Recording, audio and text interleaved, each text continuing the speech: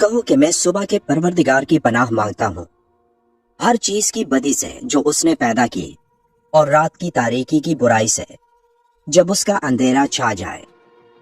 کیا آپ کو معلوم ہے کہ رات کی تاریکی کی برائی کا کیا مطلب ہے؟ اللہ نے حضرت محمد صلی اللہ علیہ وسلم کو رات کی تاریکی کی برائی سے خود کو محفوظ رکھنے کا حکم کیوں دیا؟ اور رات کی یہ تاریکی اصل میں کیا ہے؟ اور کیوں یہ صورت اللہ کی پسندیدہ صورت کہلاتی ہے؟ تاریکی کی ایسی برائی جس سے بچنے کے لیے اللہ نے حضرت محمد صلی اللہ علیہ وآلہ وسلم کو فلک یعنی صبح کے رب کی پناہ مانگنے کا حکم دیا۔ تو اس کا کیا مطلب ہوا؟ تاریکی کی یہ برائی اصل میں ہے کیا؟ جب آپ کو یہ معلوم ہوگا تو یقیناً آپ حیران رہ جاؤ گے، کیونکہ اس صورت میں فرمایا گیا ہے کہ میں صبح کی روشنی کے رب کی پناہ مانگتا ہوں اس تاریکی کی برائی سے جب وہ پھیل جائے، اور گرہوں میں پھونکنے والیوں کے شر سے اور حسد کرنے والوں کے شر سے جب وہ حسد کرے۔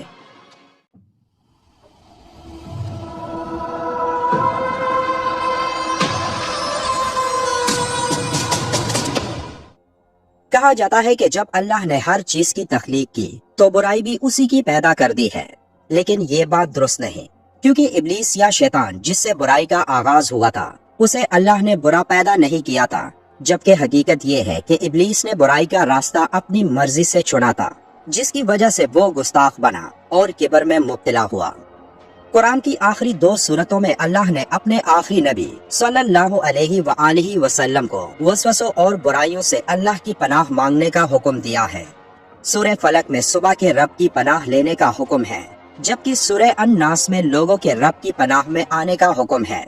سورہ الناس میں اللہ اپنی بڑائی بیان کرتا ہے اور صرف ایک چیز سے اللہ کی پناہ میں آنے کا حکم ہے، اور وہ ہے شیطانی وسوسے، جبکہ سورہ الفلک میں اللہ نے کئی برائیوں سے اللہ کی پناہ مانگنے کا حکم کیا ہے۔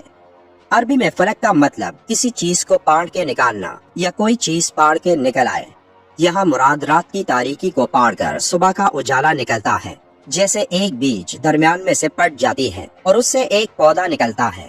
کئی عربی لغت بشمول تاج العروس میں فلک کا مطلب یہ بھی ہے کہ جو پیدا کیا گیا ہو، کیونکہ ہر ایک چیز کسی اور چیز کو پاڑ کر پیدا ہوتی ہے، جیسے کوئی چشمہ پہاڑ کو پاڑ کر نکلتا ہے، بادلوں سے پانی پاڑ کر نکلتا ہے، پودے زمین کو پاڑ کر نکلتے ہیں، اور ایک بچہ اپنی ماں کے پیٹ کو پاڑ کر باہر سانس لیتا ہے۔ سورہ الفلک میں ہم اللہ سے درخواست کرتے ہیں کہ وہ تمام اندیکھی برائیوں کے شر سے ہمیں محفوظ رکھے۔ یہ سورت ہمیں ہماری نفسیاتی اور سماجی برائیوں سے بچانے میں مدد فراہم کرتی ہے، جیسے رات کا اندھیرا جس وقت ڈر کا عنصر زیادہ ہوتا ہے اور ایک انسان پر شیطانی عوامل اور وسوسوں کے حملوں کی شدت زیادہ ہوتی ہے، اور اس وقت جب کوئی آپ سے حسد کرے اور اس حسد میں وہ انسان آپ کو جانی یا مالی نقصان پہنچانے کی کوشش میں ہو، یا پھر جادو وغیرہ جس کے ذریعے کوئی آپ کو شدید ذہنی اور جسمانی تکلیف میں مبتلا کرنے کا ارادہ رکھتا ہو، تب یہ صورت ان تمام باتوں سے ایک انسان کو محفوظ رکھتا ہے، لیکن شرط یہ ہے کہ آپ کا عقیدہ مضبوط ہو۔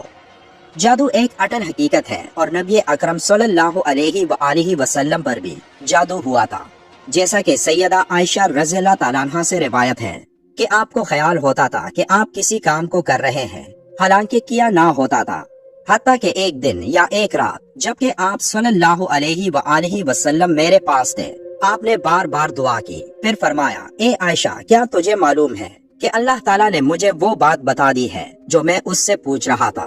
میرے پاس 2 آدمی آئے، ایک میرے سر کے پاس اور دوسرا میرے پاؤں کے پاس بیٹھ گیا۔ ان میں سے ایک نے اپنے دوسرے ساتھی سے پوچھا کہ اس آدمی کو کیا تکلیف ہے؟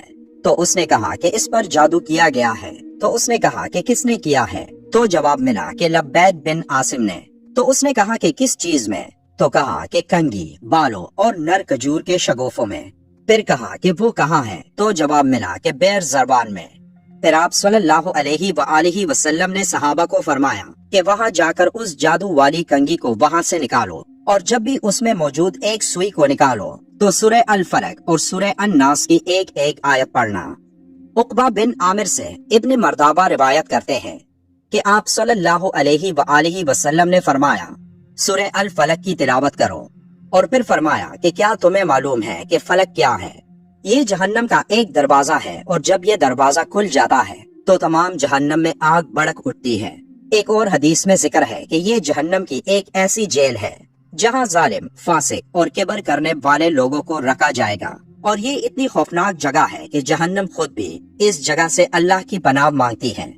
इस सूरत में लफ्ज फलक के इतने ज्यादा मानी हैं, लेकिन एक और मानी सजा की भी है, और ये सजा शैतानी कामों में मुलव्विस अफराद, जादू करने वालों और हसद करने वालों के लिए होगी, जिन्हें भी जहन्नम के इस जगह यानी फलक में रखा जाएगा।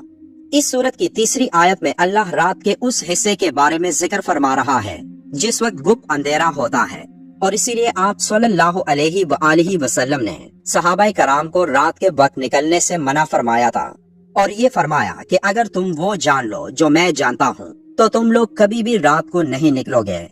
ये बात इसलिए फरमाई क्योंकि रात के अंधेरों में बुराइयों की शिद्दत ज्यादा होती है। हमारे मुआशरों में आजकल वो तमाम बुराइयां रात को ही होती है जिनमें शैतानी कामों का अंसर मुकम्मल तौर पर मौजूद होता है, जैसे कि रात के वक्त ही नाइट क्लब्स खुलती हैं और शराब और नशा आवर अद्वियात की बहुतात होती है, जिनमें मुब्तला अफराद बड़े से बड़े गुनाह में भी लज्जत महसूस करता है। और यही वो रात की तारीकी की बुराई है जब बुराई या शैतान अपनी पूरी कुव्वत से एक इंसान पर हावी होने की कोशिश करता है। इसीलिए हम अल्लाह से रात की तारीकी की बुराई से पनाह मांगने की दरखास्त करते हैं। सैयदा आयशा रज़ियल्लाहु ताला अन्हा फरमाती हैं कि एक दफा आप सल्लल्लाहु अलैहि वसल्लम ने मेरा हाथ थामा और चांद की तरफ इशारा करते हुए फरमाया, अल्लाह की पनाह मांगो गासिक के शर से जब तारीकी फैल जाए। आज जदीद साइंस ये बात तस्लीम करती है कि एक इंसानी जिस्म पर चांद की मैग्नेटिक ताकतों का गहरा असर होता है, और इसी असर से लोग ज्यादा पुरतशद्दुद हो जाते हैं। इसलिए कई अफसानवी दास्तानों में एक इंसान का मुकम्मल चांद होने पर एक बेड़िए में तब्दील होने की कहानियां दर्ज हैं, क्योंकि रात के वक्त एक इंसान पुरतशद्दुद बन जाता है। इसलिए रात के वक्त बाहर जाने से परहेज करना चाहिए, और अगर किसी जरूरी काम की वजह से रात की तारीकी में निकलना पड़े तो इन आखिरी 2 सूरतों को पढ़ना मत भूलें, और साथ में एक बार दुरूद शरीफ भी पढ़ लें, तो रात की तारीकी की कोई बुराई आपको नुकसान नहीं पहुंचा सकेगी। एक बार दुरूद शरीफ वीडियो के आखिर में भी पढ़िएगा। उम्मीद है ये मालूमाती वीडियो आपको अच्छी लगी हो। मिलते हैं आपसे एक और अच्छी वीडियो में, तब तक के लिए अल्लाह हाफिज।